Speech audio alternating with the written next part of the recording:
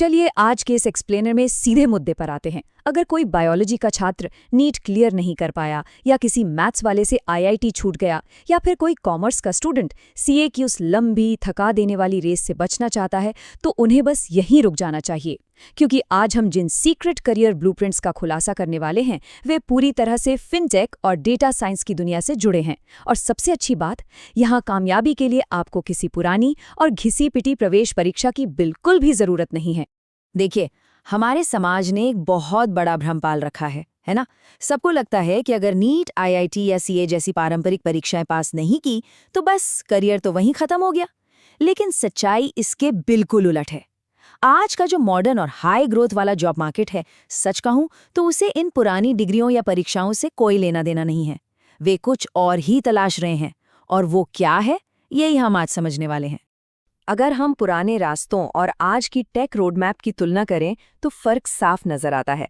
एक तरफ वो सालों की रटन विद्या और सिरदर्द है जहां फेल होने के चांसेस बहुत ज्यादा होते हैं, और दूसरी तरफ है डेटा साइंस और फिनटेक जैसे आधुनिक क्षेत्र।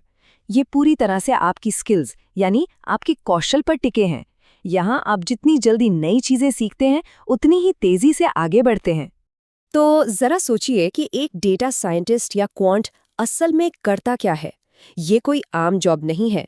ये वो लोग हैं जो सीधे वॉल स्ट्रीट के हेज फंड्स के लिए भारी भरकम गणितीय मॉडल तैयार करते हैं, या फिर नेटफ्लिक्स जैसी बड़ी टेक कंपनियों के लिए वो एल्गोरिदम बनाते हैं जो आपको आपकी पसंद की फिल्में सजेस्ट करते हैं। यहाँ सिर्फ किताबें नहीं पढ़ी जा रही, बल्कि रियल वर्ल्ड की सबसे बड़ी व्यावसायिक समस्याओं को गणित और डेटा के दम पर सुलझाया जा रहा है। और पता है सबसे दिलचस्प बात क्या है? इन शानदार रोल्स को हासिल करने के लिए आपको किसी फैंसी इंजीनियरिंग डिग्री की कोई ज़रूरत नहीं है। आपको बस कुछ खास स्किल्स में मास्टर होना है, जैसे कि पाइथन और एसक्यूएल जैसी प्रोग्रामिंग भाषाएं। आप इन्हें किसी भी अच्छे ऑनलाइन बूट कैंप से सीख सकते हैं, और एक बार सीख लिया तो बस गिटहब या कैगल जैसे प्लेटफॉर्म पर अपना एक तगड़ा पोर्टफोलियो बनाइए और अपनी काबिलियत साबित कर दीजिए। बस यही है इस दुनिया में एंट्री का सबसे सीधा रास्ता। अब बात करते हैं उस चीज की जो हम सबके लिए बहुत मायने रखती है, पैसा। डेटा साइंस के क्षेत्र में एक फ्रेशर भी बड़ी आसानी से 8 से 12 लाख रुपए सालाना से शुरुआत कर सकता है। लेकिन असली मैजिक तो अनुभव के साथ होता है। जैसे जैसे आपका तजुर्बा बढ़ता है, ये आंकड़ा छलांग लगाकर 25 से 50 लाख रुपए सालाना या उससे भी कहीं ऊपर चला जाता है।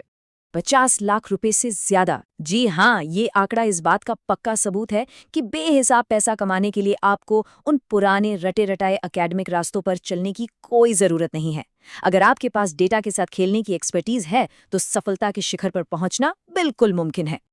चलिए अब जरा गियर बदलते हैं और फिनटेक क्रांति की दुनिया में चलते हैं। जो लोग सीए की वो कई सालों की थका देने वाली पढ़ाई नहीं करना चाहते, उनके लिए ये एक बेहतरीन विकल्प है। फिनटेक असल में फाइनेंस और डिजिटल टेक्नोलॉजी का एक परफेक्ट कॉम्बिनेशन है। इसमें काम करने वाले प्रोफेशनल्स यूपीआई, डिजिटल बैंकिंग और यहाँ तक कि क्रिप्टो जैसे सेक्टर्स में जोखिम प्रबंधन, अनुपालन और प्रोडक्ट ग्रोथ को संभालते हैं। तो सवाल ये है कि इन हाई ग्रोथ फिनटेक रोल्स में एंट्री कैसे मिलेगी? बहुत ही सिंपल है। पुराने अकाउंटिंग के रास्तों को भूल जाइए। आपके पास बस एक बेसिक फाइनेंस या कॉमर्स की डिग्री होनी चाहिए। इसके साथ अगर आप एफआरएम यानी फाइनेंशियल रिस्क मैनेजर का सर्टिफिकेशन कर लें या फिर डिजिटल प्रोडक्ट मैनेजमेंट के कुछ कोर्सेज कर लें तो आप सीधे गेम में आ जाते हैं। इसका रोडमैप इतना सीधा है कि कोई भी इसे फॉलो कर सकता है। सिर्फ 3 कदम हैं। पहला, अपनी फाइनेंस की डिग्री पूरी करें। दूसरा, अपना एफआरएम सर्टिफिकेशन लें। और तीसरा, उन पुराने और धीमे रास्तों को बाईपास करते हुए सीधे तेजी से बढ़ते फिनटेक स्टार्टअप्स और डिजिटल बैंकों में अप्लाई करें। ये आपको सीधा वहां ले जाता है जहां आज की तारीख में सबसे ज्यादा पैसा और ग्रोथ है। अगर हम फिनटेक सेक्टर में साल ही की बात करें तो यहां भी करियर की रफ्तार हैरान करने वाली है। एक एंट्री लेवल प्रोफेशनल 5 से 8 लाख रुपए के बीच शुरुआत करता है, लेकिन सिर्फ कुछ ही सालों के अनुभव और सही टेक्निकल स्किल्स के साथ यही लोग बड़ी आसानी से 18 से 30 लाख रुपए सालाना तक पहुंच जाते हैं।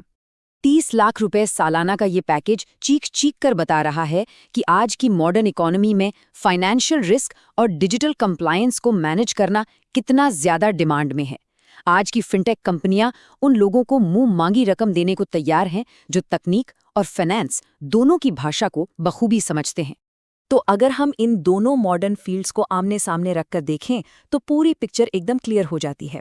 एक तरफ है डेटा साइंस, जहां पाइथन और एसक्यूएल की आपकी नॉलेज आपको 50 लाख के पार ले जा सकती है, और दूसरी तरफ है फिनटेक, जहां एफआरएम और प्रोडक्ट मैनेजमेंट की समझ आपको 30 लाख तक पहुंचा सकती है। ये तुलना बिल्कुल साफ कर देती है कि पारंपरिक डिग्रियों के पीछे भागने से बेहतर है इन खास स्किल्स पर फोकस करना, जो असल में आपको सबसे ज्यादा फाइनेंशियल रिटर्न देते हैं। और घूम फिर कर बात वहीं आ जाती है जो इस पूरे एक्सप्लेनर का सबसे बड़ा टेक अवे है। आज की कॉर्पोरेट दुनिया किसी एक एंट्रेंस एग्जाम के रिजल्ट से इम्प्रेस नहीं होती। उन्हें मतलब है आपके खास स्किल्स से, आपके एक मजबूत पोर्टफोलियो से और रियल वर्ल्ड की प्रॉब्लम्स को सॉल्व करने की आपकी काबिलियत से। बाजार को आज ऐसे स्मार्ट लोगों की तलाश है जो तेजी से सीख सकें और नई टेक्नोलॉजी के साथ खुद को ढाल सकें।